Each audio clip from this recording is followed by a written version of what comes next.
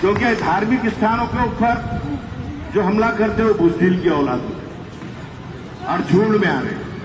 इसलिए हमको खामोशी के साथ हमारा ये एहतजाज महाराष्ट्र के साथ साथ दिल्ली वहां तक भी पहुंचना चाहिए, क्योंकि हमारी एक ही डिमांड है। हम ये चाहते हैं कि जिन मुसलमानों का कोल्हापुर के अंदर नुकसान हुआ है उनकी भरपाई होनी चाहिए। जिन लोगों के घरों के नुकसान हुए वो घरों को उन्होंने तामीर करना चाहिए,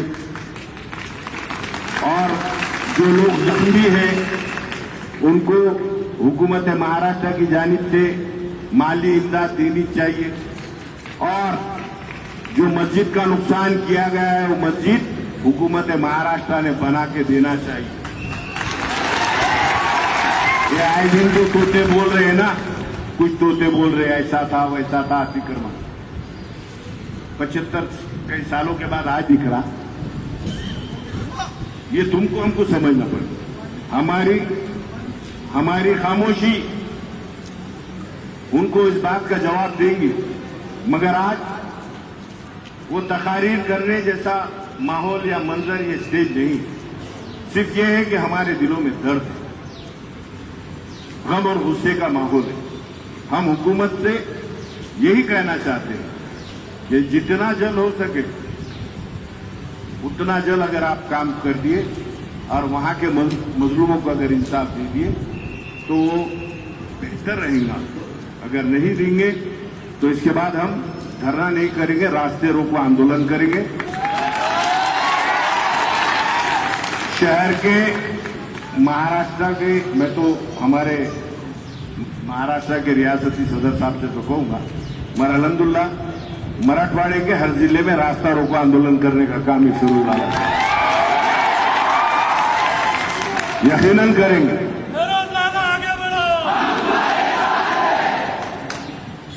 कोई आगे बढ़ो नहीं, सब मुसलमान आगे बढ़ो, मैं तुम्हारे पीछे। पूरे मुसलमानों के पीछे फिरोजाना खड़े हुआ है। अगर कोई समझ रहा होगा हुकूमत में बैठे वाला, ये कोई समझता होगा कि मैं आमदार होगा, मैं खासदार होगा। अरे तेरे जैसे 56 है, 56 के बाबा, अब तेरे जैसे कई आमदार है, कई गए। और खुद को शिवाजी नगर वाला बोलता था 7-12 मेरी है, उसकी तो गारंटी नहीं छोड़े। हमारे में आपको नहीं लगना, मगर हमारा मकसद वो नहीं है। हमारा मकसद ये है कि मजलूमों को इंसाफ दिया जाए। और कुछ लोग कल से सोशल मीडिया के जरिए कुछ छेड़ रहे, कुछ बोल रहे। अरे बाबा छेड़ो मत, हम किसी को तो पहले छेड़ते नहीं, और कोई छेड़ा तो ये बात इनके दीवानों के समझ में क्यों नहीं आ रही। मगर एक बात है, याद रखो मुसलमान, आज आप लोगों की मौजूदगी मैं समझता हूं जब हश्र के मैदान में पूछा जाएगा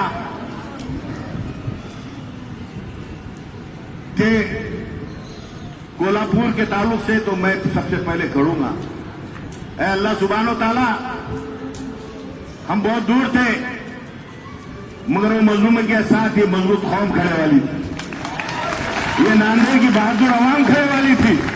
इसकी शहादत, इसकी गवाही मैं दूंगा। आज मासूम बच्चे भी हैं हमारे साथ, छोटे छोटे बच्चे भी एहतजाज में हैं। मैं आपसे यही कह रहा हूं कि छोटे छोटे बच्चों का ख्याल करें। इसलिए हमारा मकसद यही है कि महाराष्ट्र अगर ये समझता है कि वहां के फिरका परस्त सियासी ताकतें अगर ये समझती है कि हमको डराने की कोशिश करेंगे तो ये अच्छी बात नहीं है। हम बैठ जाओ भाई, आप बैठ जाओ ना। अगर हम यहां नहीं बैठेंगे तो हमारा इत्तेहाद क्या काम का है। बड़े दर्द में है वो लोग, और मैं तो दोनों साइड बैठ जाऊंगा मेरे भाई। आप बैठो भाई, आप बैठो। वाजिद साहब बैठिए सर। देखिए, हमारे कपड़े खराब होने वाले नहीं है। कपड़े खराब हुआ तो चलता है, मगर मजलूमों के लिए दिलों को खराब मत कीजिए। मगर एक बात आज समझिए, ये हमारा एहतजाज भारत की पार्लियामेंट में, मैं समझता हूं कि ये एहतजाज को भारत की पार्लियामेंट में आपके हमारे महबूब कायद नकीब मिल्लत आलाज बैरिस्टर असदुद्दीन अवैसी साहब बहुत जल्द उठाने वाले, ये हमारे एहतजाज को उठाने वाले और कहने वाले कि देखो ये महाराष्ट्र के मुसलमान है, मजलूम मुसलमान है। अब ये मासूम मुसलमान, ये 72 मुसलमानों मजलूमों के लिए खड़े वाले हैं। तो ये बात तुमको हमको समझना पड़ेगा। मगर फिरका परस्त जालिम ताकतें अगर समझ रही है कि जुल्म करते जाएंगे तो आप जुल्म बर्दाश्त करने वाले नहीं।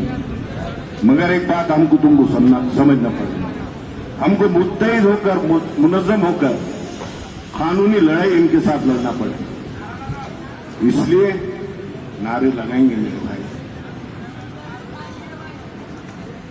तुम जब तक बैठे बैठो, मैं आप लोगों की गवाही हश्र के मैदान में दूंगा, ये वादा।